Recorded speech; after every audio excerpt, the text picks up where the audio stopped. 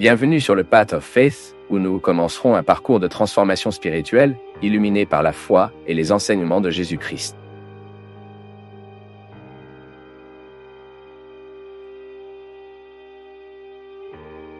J'ai reçu ici un texte très intéressant que je voudrais lire pour motiver le reflet de nous ici. Le texte est appelé « Père ». Le début commence. Quand j'étais enfant et que je prenais une mandarine pour peler, j'ai couru vers mon père et a demandé « Père ». Le début commence.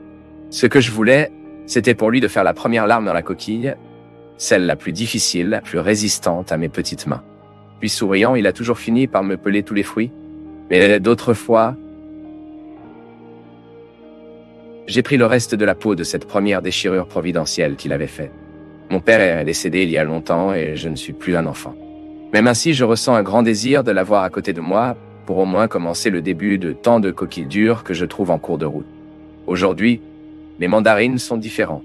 J'ai besoin de décoller les difficultés du travail, les obstacles des relations avec les amis, les problèmes dans le noyau de la famille, l'effort quotidien qui est la construction du mariage, la retouche et les coups de pinceau de la sagesse, dans l'immense art d'activer les enfants interprétés et heureux, ou la confrontation toujours si difficile pour la maladie, la perte, les traumatismes, les séparations, les décès, les difficultés financières, et même les doutes et les conflits qui nous affligeons, les décès, les difficultés financières et même les doutes. À certaines occasions, mes mandarines deviennent d'énormes ananas. Je me souviens donc que la sécurité d'être assisté par papa, quand j'ai demandé à commencer le début, c'est ce qui m'a assuré de pouvoir atteindre le dernier morceau de la coquille et du goût, de toute façon, le fruit. L'affection et l'attention que j'ai reçues de mon père m'ont amené à demander l'aide de Dieu, mon Père du ciel, qui ne meurt jamais et est toujours à mes côtés. Mon Père terrestre m'a appris que Dieu, le Père du ciel, est éternel et que son amour est une garantie de nos victoires. Lorsque la vie semble très épaisse, difficile, comme l'écorce d'une mandarine aux mains fragiles d'un enfant, n'oubliez pas de demander à Dieu. Père, le début commence. Je ne sais pas quel genre de difficultés vous et moi sommes confrontés ou nous le trouverons dans nos vies. Je sais juste que je me garantis dans l'amour éternel de Dieu à demander chaque fois que cela est nécessaire. Mon Père, le début commence. Beau ou non? Et la vérité. Vous savez que j'ai aussi souvent demandé à mon père de faire cette première larme, surtout Orange aussi. Orange était plus difficile à peler, non? Et a fait cette petite fille, puis j'ai commencé. J'aimais avoir cette autonomie pour apprendre des choses qui avant de dépendre des autres. C'est le processus naturel de la vie, non? Les chaussures à attacher, par exemple, sont de petites réalisations qui représentent beaucoup dans la vie d'un enfant. Je me souviens que lorsque j'ai lié mes chaussures seules pour la première fois, c'était une célébration. Ce que j'ai tenu à montrer à tous ceux qui sont arrivés. Ils ont attaché leurs chaussures et se sont à nouveau attachés juste pour montrer. Mais cela est trop important dans le processus de notre vie humaine. Nous atteignons ces autonomies. Il est très important d'apprendre à faire ce que nous ne savions pas comment faire seuls. Mais d'un autre côté, dans la vie spirituelle, nous aurons toujours besoin de prendre avec nous cette conviction que nous avons un Dieu qui nous aide toujours dans les débuts, aussi dans les moyens et les fins. Et cela, vous savez que c'est très mature pour nous de nourrir cette foi. Parce que nous nous éloignons de cette conviction que Dieu est dans nos vies pour tout faire pour nous. Croyez-le de cette belle métaphore des potins qui doit être supprimé le premier morceau de la coquille afin que nous puissions tout prendre seuls. C'est important parce que nous professerons une foi mature qui nous enseigne que Dieu n'a aucune obligation de vivre notre vie, pour nous sommes notre responsabilité. Mais qu'il est la garantie aimante d'être tout le temps de notre côté pour nous soutenir au moment de la difficulté. Vous savez, mon peuple, la foi fonctionne comme cette protection spirituelle qui nous aide à gérer la vie, ce qui nous aide à articuler ces situations difficiles. Parce que la foi en Dieu nous donne une nouvelle vision des choses. Il doit être très difficile de ne pas croire en Dieu et de faire face à des problèmes, par exemple. Qui vais-je faire appel au moment de ma fragilité? Bien sûr, il y a des situations humaines, mais l'être humain, il a toujours dans son cœur cet écart que l'être humain a toujours besoin d'avoir quelqu'un qui est supérieur. Ce n'est pas une névrose, non. C'est bien pour vous de savoir que quelqu'un est plus grand que vous. Ceci pour l'enfant est si nécessaire, hein? Mon père prend soin de moi. Mon père est plus fort. Mon père est beaucoup plus fort que moi. Combien de fois avons-nous fiers de dire cela, non? Ce n'était pas une honte pour l'enfant. Mon père est beaucoup plus fort. La reconnaissance de notre faiblesse n'était donc pas une honte. Parce qu'il y avait une satisfaction à reconnaître que le Père était le puissant de l'histoire. Et ce faisant sous cette protection était une chaleur, c'était confortable. La foi fait la même chose avec nous. Je me bats tout le temps pour mon autonomie humaine, ma capacité à résoudre mes difficultés, mes problèmes. Mais à aucun moment je ne me dispense avec le soutien de savoir que Dieu est avec moi. Que Dieu m'aide dans les débuts difficiles. Que Dieu me soutient dans les moments de ma lutte. Que Dieu m'aide à diriger et à transmettre les situations les plus délicates de ma vie. Dimanche maintenant, par exemple, j'ai eu l'occasion de rencontrer une dame qui est venue dans les coulisses du camp. J'avais déjà rencontré son fils à l'aéroport par hasard. Il était avec sa femme et il m'a dit comme ça, le père Fabio, je suis très ravi de trouver le Seigneur ici parce que le Seigneur ne sait pas à quel point son programme était important dans la vie de ma mère. Au moment où nous devions enterrer notre frère. Mon frère est décédé dans un accident très tragique. Et ma mère, le jour où nous avons été enterrer mon frère, vous étiez sur le programme de Fausto, Red Globo Programme, faire un programme spécial de la fête des mères. Ce jour-là, mon frère avait été enterré. Et ces paroles à ce moment pour ma mère ont servi de réconfort. Et un début de cette période difficile pour le début d'une guérison que ma mère vit à ce jour. Ensuite, j'ai eu la joie, je lui ai dit. Donc, quand vous allez dans la nouvelle chanson, je m'assure de rencontrer votre mère et de l'emmener vers elle. Et cette dame était là, très rapidement, parce que les coulisses du camp sont toujours très pleins à droite. Puis j'ai eu l'occasion d'étreindre cette dame et elle a pleuré et j'étais aussi très ravi et elle m'a dit cela. Père, à quel point il est difficile de perdre un enfant. À quel point sommes-nous difficiles d'enterrer la chair de notre chair. Cette inversion des choses, non? Et elle a dit comme ça, mais je me suis debout, j'ai réalisé malgré la terrible souffrance que je vis tous les jours et que je crois en Dieu. Là, à ce moment-là, mon peuple, nous comprenons le sens de cette parabole. J'ai besoin de retirer la coquille tout le temps. J'ai besoin de résoudre les problèmes. J'ai besoin d'envoyer mon deuil. Toi aussi.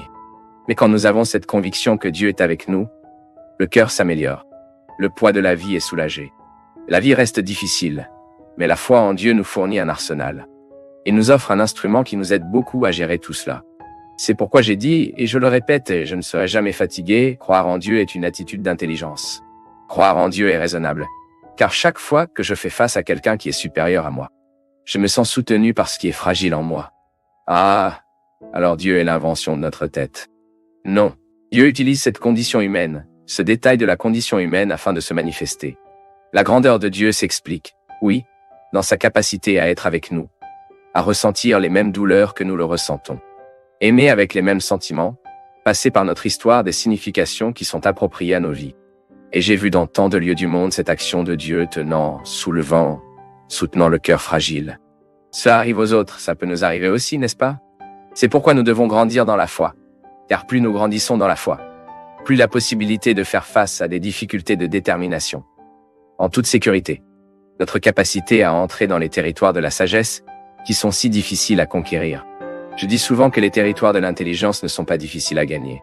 Juste un exercice mental, une école, des études, un dévouement, et vous y allez, vous développez votre intelligence naturellement. Maintenant, les territoires de la sagesse, ceux-ci sont plus douloureux à atteindre.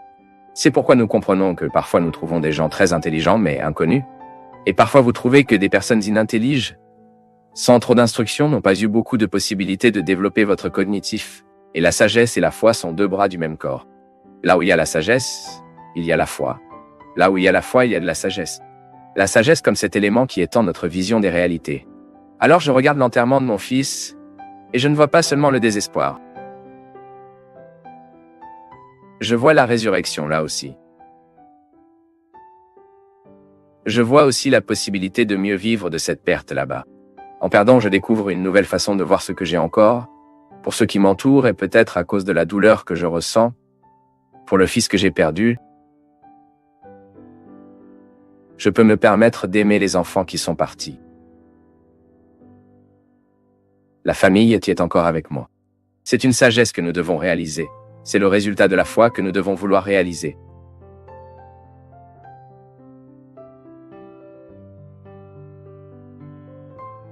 Il est venu avec un message. C'est Sandra qui a envoyé, de Brasilia, un texte de Cora Coralina, que je voudrais rester pour nous aujourd'hui, pour nous aider à refléter les questions que nous avons ici sur le programme. Et on a un journaliste, Cora Coralina, qui est un grand poète de Guayas, qui lui a demandé comme ça, « Cora Coralina, qu'est-ce qui vit bien ?» Elle a dit, « Je n'ai pas peur des années et je ne pense pas à la vieillesse. » Et je vous le dis, ne pense pas aussi. Ne dis pas que je vieillis. Je vieillis. Je ne dis pas ça. Je ne dis pas que je suis vieux et je ne dis pas que j'écoute peu. Bien sûr, quand j'ai besoin d'aide, je dis ce dont j'ai besoin. J'essaie toujours de lire et d'être mis à jour avec les faits, et cela m'aide à surmonter les difficultés de la vie. Le meilleur script est de lire et de pratiquer ce que vous lisez. La bonne chose est de toujours produire et de ne pas dormir le jour. Eh bien, je ne peux pas dire ça hier parce que j'ai dormi tout l'après-midi, non? Parce que je suis arrivé une nuit blanche et que j'ai dû dormir. J'ai contredit la Koalin hier. Ne vous dites pas non plus que vous êtes oublié, car vous obtenez encore plus. Vous devez faire très attention à ce que vous prononcez sur vous-même. Prudent, je suis très oublié. Arrête, car commencez à penser positif. Ne vous mettez pas autant de défauts, car vous finissez par affronter ces défauts. Je ne dis jamais que je suis malade. Je dis toujours... Je ne dis jamais que je suis fatigué. Un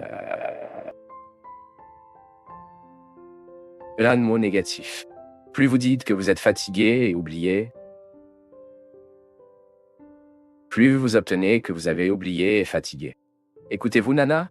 Écoutez-moi bien que maintenant je vais vous dire, dame. Vous en serez convaincu et convaincre les autres. Et la vérité. Sauf silence. Ne te plains pas. Elle dit, je sais que j'ai de nombreuses années. Je sais que je viens du siècle dernier et que je m'apporte tous les âges, mais je ne sais pas si je suis vieux ou pas. Pensez-vous que je suis? Je peux dire que je suis la terre et rien d'autre que je veux être. Fille de cette terre bénie de Goya, j'appelle les anciens comme moi, ou plus âgés que moi, pour exercer leurs droits. Si quelqu'un devra m'enterrer, non, désolé, dit-elle. Je sais que quelqu'un devra m'enterrer. Mais je ne ferai pas ça. Je suis conscient d'être authentique et j'essaie de surmonter chaque jour les limites de ma propre personnalité. Se brisant en moi tout ce qui est vieux et mort, car les combats sont le mot vibrant qui soulève les faibles et détermine le fort. L'important est de semer, de produire des millions de sourires de solidarité et d'amitié. J'essaie de semer l'optimisme et de planter des graines de paix et de justice. Je dis ce que je pense avec l'espoir. Je pense à ce que je fais avec conviction. Je fais ce que je devrais faire avec l'amour et les efforts pour être meilleur chaque jour. Car la bonté que nous apprenons également. Le texte est-il beau? Coralina est déjà décédée. Est décédée. Mais elle n'a pas permis à la vie d'être morte en elle. C'est très édifiant pour nous d'entendre un témoignage comme ça. Les gens qui ne permettent pas à l'âme de massacrer, non mon peuple? Parce que la difficulté que nous avons toujours, et pourquoi j'aime toujours être le porteur d'un mot encourageant, combattre, c'est pour ne pas courir la main sur la tête de qui que ce soit. Non, c'est pour nous de découvrir la valeur du combat. Ce que Jésus propose à toutes les personnes qu'il trouve, c'est de la lutte. Ne vous installez pas dans vos défauts. Ne vous enterrez pas à l'avance. Comme le dit Coralina dans le texte. Je sais que quelqu'un m'enterrera, mais je ne me ferai pas ça. Parfois nous nous sommes enterrés, nous avons commencé à mourir avant l'époque. Nous prévoyons le processus d'enterrement quand je découvre que je ne cultive plus des joies, quand je ne reçois plus la lumière du jour, quand je ne célèbre plus mes possibilités, quand je me suis habitué à la vie. La vie ne peut pas. Vous ne pouvez pas vous habituer à la vie. La vie doit toujours être une expérience de charme. Aujourd'hui, j'ai besoin de me ravir de ce que j'ai. C'est pourquoi, mon peuple, qu'il n'y a pas de réponse prête. Nous n'avons aucune possibilité de répondre prêt pour les problèmes de quiconque. Parce que la vie, avant d'être une réponse prête, est une question qui en vaut la peine. Vous vous remettez en question tout le temps ce que je peux faire aujourd'hui pour améliorer le monde, n'est-ce pas? Et que, pour être une mystique, ce qui nous amène, qui m'entraîne, qui mène vous, cette mystique qui ne nous permet pas de nous arrêter à temps, mais que nous accueillons chaque jour, à chaque instant. Et nous retournons à son texte. La gentillesse est quelque chose que nous apprenons. Apprenez à être bon. Apprenez à valoriser la vie, n'est-ce pas? Parfois, nous endommageons nos cœurs, nous nous habituons aux difficultés que nous avons. Et nous finissons par apprendre la bonté, nous finissons par apprendre ce qui en vaut vraiment la peine. Mais les choses sont très difficiles dans ma vie. Tout ce que j'ai réalisé avec beaucoup de sueur. Père, mais c'est tout. Voilà comment il est censé être. Ma fille, je ne connais pas une autre façon, non, tu vois. Dans ma vie, tout est également difficile. Personne n'a promis que ce serait facile, non, ma fille. Si nous voulons un résultat, nous devons nous battre. Ce n'est pas utile. Rien ne tombera du ciel. Rien ne tombe du ciel. La foi est née du sol. Je pense que nous avons inversé les choses, non? Notre prière a dû être tournée vers le sol tout le temps. C'est là que Dieu s'épanouit. Dieu est la même graine. S'épanouir sur le sol. Cette métaphore que Dieu est dans le ciel, c'est beau. Mais c'est là, en marchant à cet étage, que la vie se produit. La force que Dieu me donne, la force que Dieu vous donne, est pour que nous puissions planter un jardin. Personne n'a promis que notre vie serait un jardin de fleurs, mais Dieu a promis la force pour nous de planter. Je suis ici, Dieu merci, plein de santé. Avez-vous mes efforts dans cette histoire? Il l'a. Mais moi, c'est le don de Dieu en moi. Je fais ma force. Vous voulez passer l'examen d'entrée? Études. N'ayez pas ce rêve, ô Père. Priez-moi. Je ne prierai pas, non. Si vous n'étudiez pas, ma prière n'est pas bonne pour le moment. Si vous n'étudiez pas, vous n'êtes pas utile assis, agenouillé avant le plus saint avec le livre sur votre tête, ô Seigneur. M'aide à passer l'examen d'entrée. Faites d'abord votre tâche. Vous avez le droit d'attendre le cadeau. Nous n'avons le droit d'attendre l'impossible après que nous ayons fait tout ce que nous pouvons. Si vous faites trop attention à ce qui est difficile, alors tout est encore plus difficile. Les gars, la vie sera toujours déterminée à partir de ce que nous faisons attention. Si vous avez un problème avant vous, vous avez deux possibilités. Ou que vous voyez le problème, ou vous voyez déjà la solution. Il y a des gens qui ne voient que le problème, alors vous pouvez à peine trouver la solution, car cela corrige les yeux sur le problème et il n'y a pas Dieu pour trouver la solution. Et puis cela dépend de la façon dont nous interprétons la vie. Il y a des gens qui aiment la difficulté, il y a des gens qui aiment le problème et finissent par devenir une source de problèmes, car ils ne sont pas disposés aux solutions. Il y a des gens qui ne savent pas comment vivre sans problème. Lorsque nous sommes confrontés à une situation difficile, c'est très naturel que les autres, pris par un esprit de peur, viennent le dire, ne le feront pas. Cela ne fonctionnera pas. Ce n'est pas, et il y en a toujours un comme ça.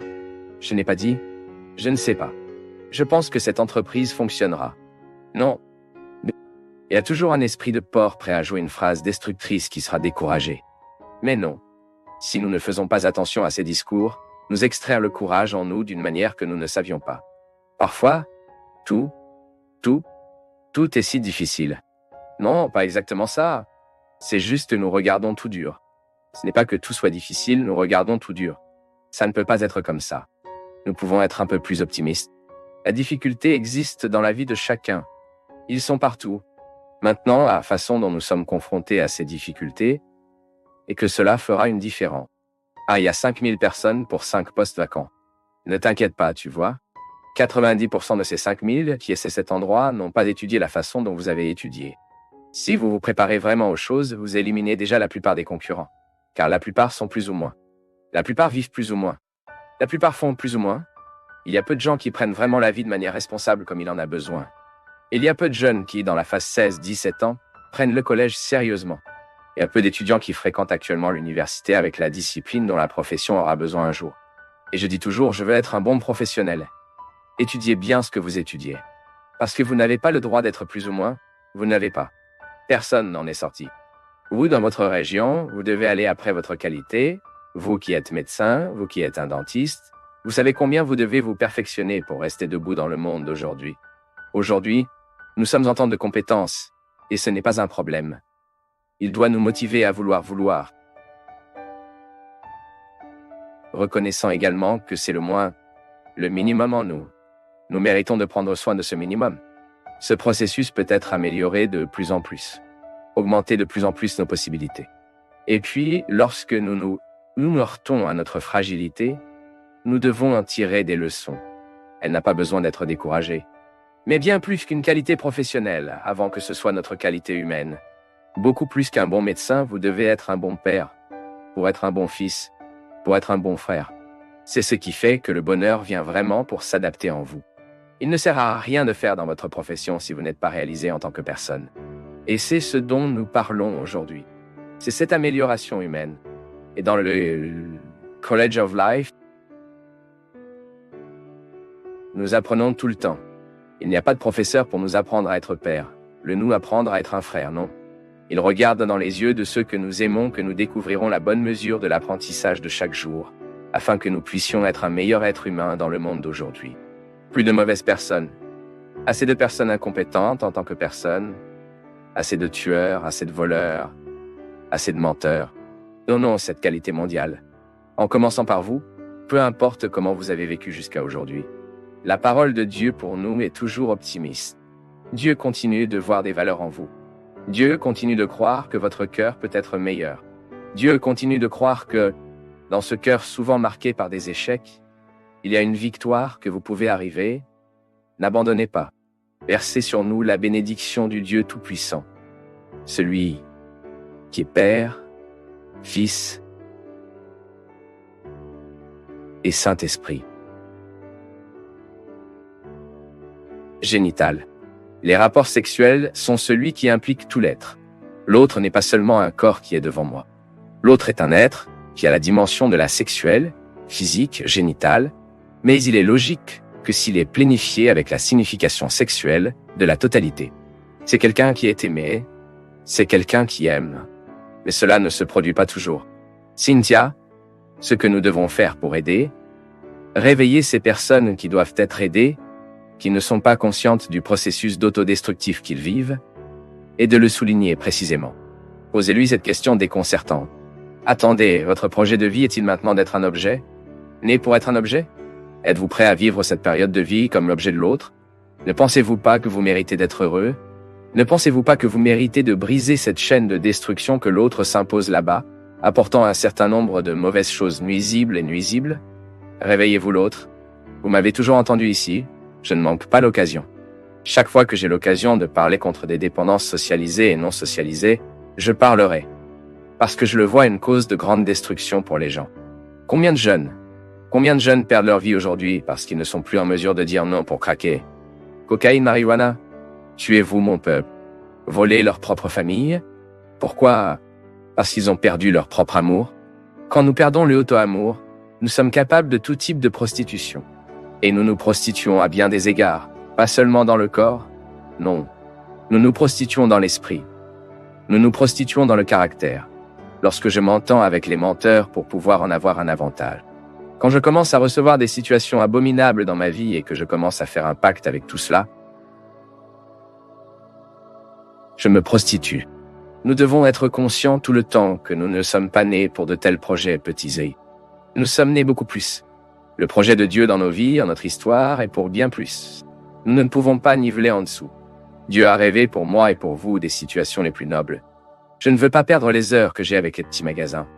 Je ne perdrai pas mon temps de communication avec les ragots ou ne répondrai à l'agression, non.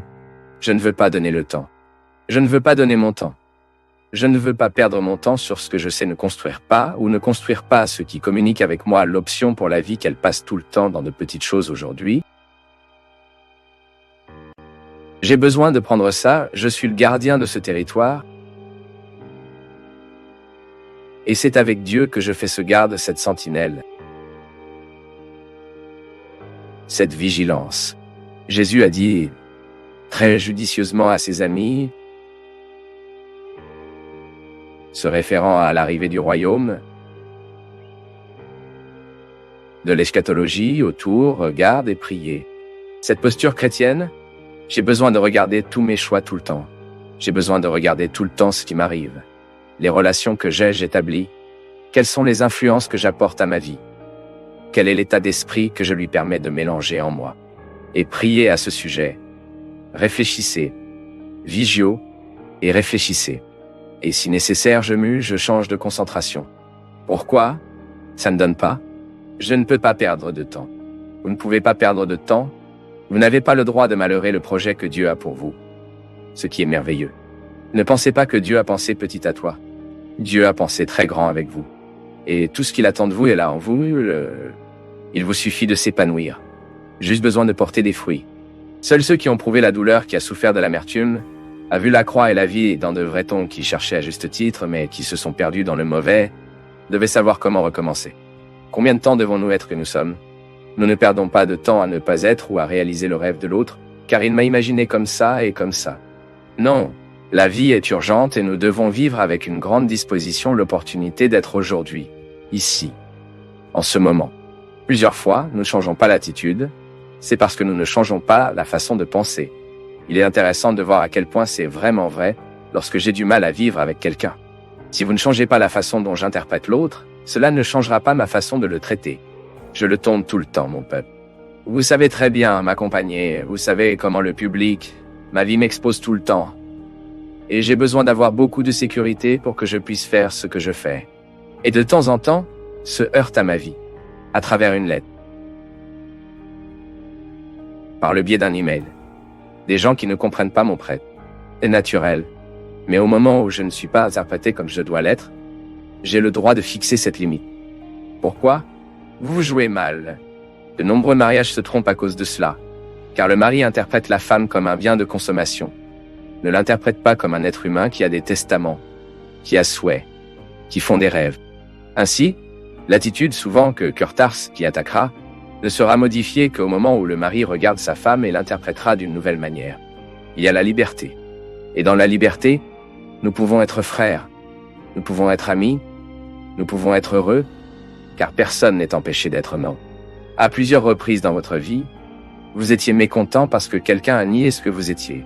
Cela ne vous a pas donné l'occasion d'être qui vous étiez. Ensuite, mon ami est un désastre. Lorsque nous ne sommes pas interprétés de la bonne manière, lorsque l'œil nous regarde de la même manière qu'il regarde un mur, ou une image sur le mur, ou qu'il nous regarde comme si c'était un objet de décoration dans sa vie, vous courez le risque d'être objectivé, a perdu son identité. Cessez d'être objectivé. A perdu son identité. Cessez d'être. Il est entré dans la dimension de faire de la manière la plus cruelle qu'un être humain puisse entrer. Il n'y a pas d'autre moyen. Je ne sais pas. Je ne peux pas être sain si je ne touche pas mes problèmes humains. Si je ne les améliore pas et que je ne modifie pas ces structures. À travers un mot, vous découvrez soudainement que vous vivez l'état de l'objet et que dans l'état de l'objet, aucun bonheur ne peut être possible à la vie humaine et que nous n'avons pas le droit d'objectifier qui que ce soit ou d'accepter d'être l'objet de l'autre. C'est la vie. Et c'est tellement beau quand on découvre les uns avec les autres. Waouh. Désolé, je vous objective.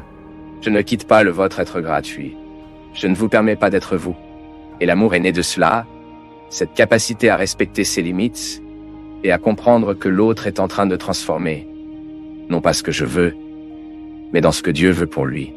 Pour cela, nous nous aimons, non? Moi, quand je te veux bien, je donne à ce que tu es et en même temps pour aider à supprimer les excès qui nuisent à votre être. Et l'identité vivante est nous, d'une manière ou d'une autre, d'avoir une référence à qui nous sommes et de savoir qui nous sommes. Découvrez ce que nous devrions faire. Il y a toujours un être qui précède ce qu'il fait. C'est l'identité. Tout comme le médecin. C'est un homme, a une histoire et fait de la médecine un exercice de l'être. Ce n'est pas vrai?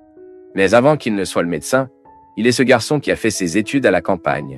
Ou c'est ce garçon qui a grandi dans la capitale. Fils de Soets, fils de Sicrano. Le frère de Tal. Il y a un être construit, il y a une identité qu'il ne perd pas. Bien que la médecine vous amène à conquérir de nombreux endroits du monde, il aura toujours une racine dans l'être. Il est et c'est ce que j'identifie. En fait, lorsque nous entrons dans le bureau d'un médecin, un avocat, un professionnel, ce qui l'attirera n'est pas seulement ce qu'il fait avec sa profession, pas à tel point qu'il sait, ce n'est pas à quel point il sait de la loi ou de la médecine, mais c'est ce qu'il est en tant que personne. Car ce qui fait la différence dès qu'il fait. Vous savez comment faire beaucoup de choses, mais vous savez aussi de ce reflet que ce que vous faites est totalement touché par ce que vous êtes. J'ai lu une très belle phrase cette semaine d'un auteur qui, maintenant je ne me souviens pas du nom, disant ainsi que le miroir nous montre le visage et l'art nous montre l'âme. Chaque fois que nous sommes confrontés à une œuvre d'art, notre âme se révèle en quelque sorte, car elle provoque notre sensibilité, provoque ce que nous sommes. Et vous savez que je continue de penser que dans la vie, nous manquons beaucoup de situations qui provoquent notre être, parce que parfois nous faisons tellement de choses, nous travaillons tellement, nous tombons dans une vie de tant d'activités que nous risquons de vivre sans savoir ce que nous sommes. Parce que la vie pratique encourage souvent notre faire et non notre être. Et est-ce pour cela que j'ai besoin d'avoir mes moments de cultiver qui je suis? Et c'est pourquoi notre maturité humaine dépend de ces visites que nous faisons quand elle est... Parce que c'est dans l'être que nous changeons ce qu'il fait. Il ne vous faut pas utiliser pour modifier votre action si vous n'avez pas modifié la racine qui provoque cette action. C'est beaucoup plus profond. Il ne sert à rien que vous changez. Essayez de changer une attitude concrète et pratique si vous ne changez pas raison de l'attitude qui est en cours. L'être est la maison de toute raison. L'amour est né dans l'être. C'est pourquoi ce que nous faisons, nos gestes d'amour, ils sont directement liés à notre être qui aime. C'est pourquoi le cœur, lorsqu'il est habitué à aimer, lorsqu'il projette toujours vers la solidarité, pour l'amour, la fraternité, il sera très facile à faire du bien. Le geste que je fais, ça peut être beau, peut-être même gentil, mais il peut n'avoir aucun amour. Pourquoi? Parce qu'une connexion manque souvent entre mon cœur et mon geste. C'est ici, dans ma pensée, dans mon activité cérébrale, dans mes motifs intellectuels.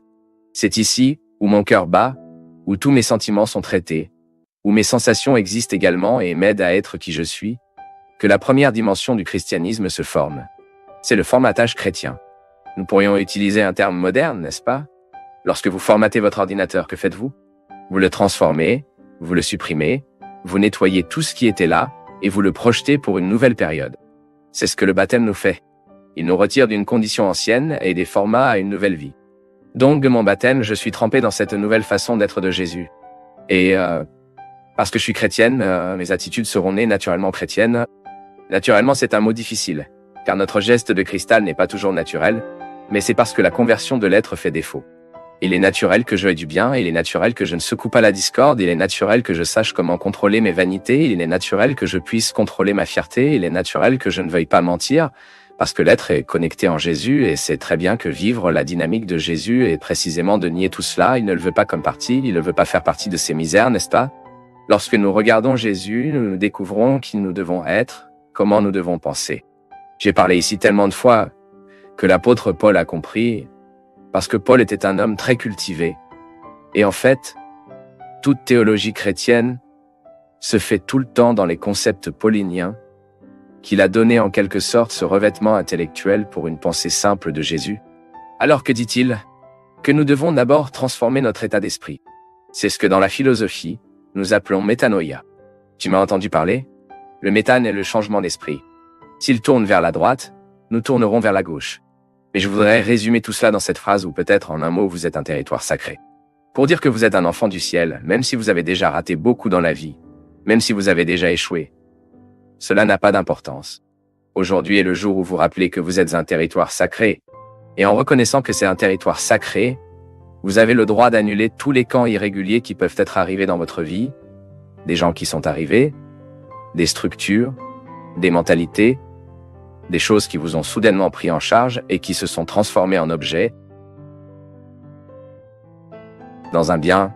Et vous savez, si vous voulez savoir si vous vivez une forme d'enlèvement de la subjectivité, répondez-vous à vous-même. Quelqu'un vous demande-t-il quelque chose de nocif pour vous et pouvez-vous faire juste pour pouvoir satisfaire l'autre? Soyez prudent, car nous pensons souvent que c'est l'amour et ce n'est pas le cas. Le don à l'autre jamais, mais ne vous demandera même jamais d'auto-allonger. Vous pouvez vous sacrifier, et le sacrifice n'est pas synonyme de destruction. Le sacrifice ne nous détruit pas. Le sacrifice nous rend nobles. Par exemple, l'autre vient et parle comme ça. Vous fumerez cette mauvaise herbe pour prouver que vous m'aimez. Vous ferez ce sacrifice pour moi. Non, ce n'est pas un sacrifice. Le sacrifice, c'est que vous supprimez une réalité d'un contexte commun et que vous lui donnez un sens sacré. Donc je vais faire le sacrifice de passer la nuit éveillé avec une personne malade. Pourquoi? Parce que j'aime cette personne. Parce que cette personne a un sens pour moi. Donc je vais sacrifier ma santé là-bas ce soir-là et je donnerai mon temps de cette attitude commune. Vous voyez, une nuit blanche est quelque chose de commun. Mais le sacrifice est moi.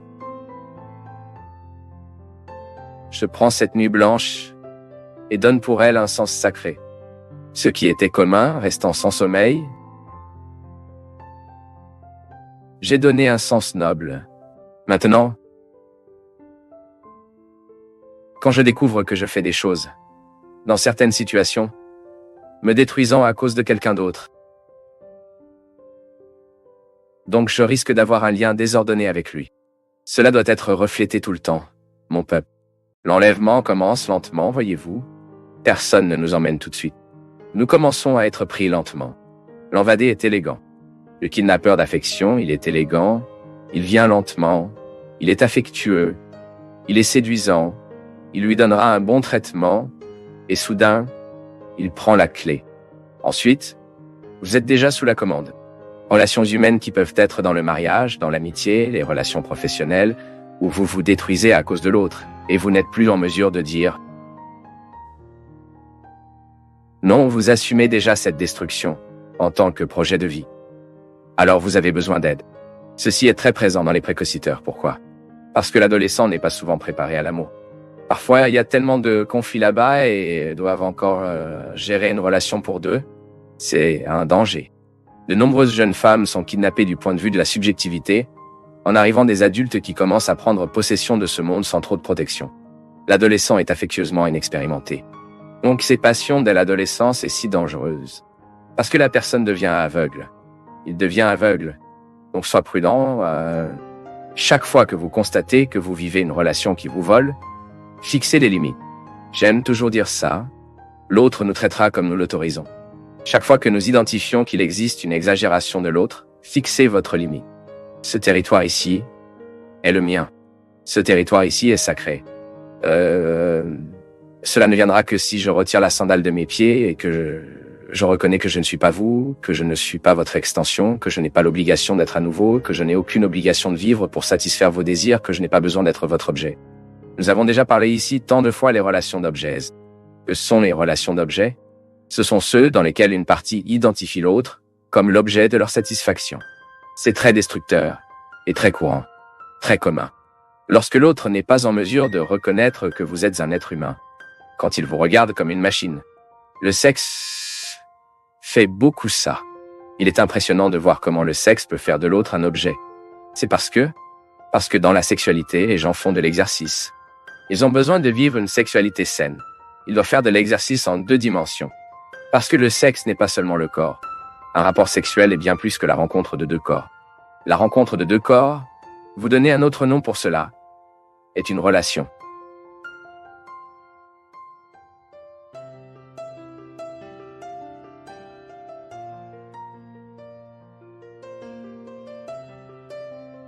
Nous du Path of Faith sommes heureux d'être avec vous en ce moment.